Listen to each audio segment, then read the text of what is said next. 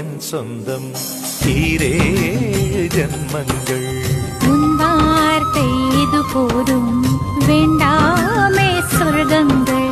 தந்தன தந்தன தை மாசம் அது தந்தது உன்னத்தான்